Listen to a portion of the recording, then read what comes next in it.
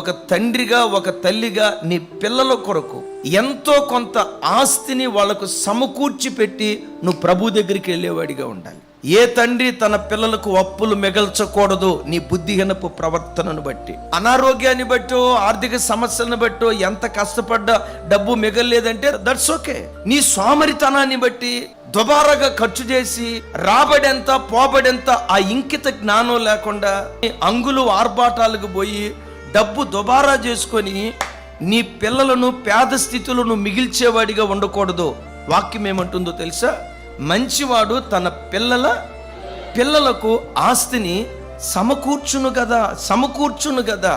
కష్టపడు, భవిష్యత్తును గురించి ఆలోచించు, పొదుపు చేయటం నేర్చుకో.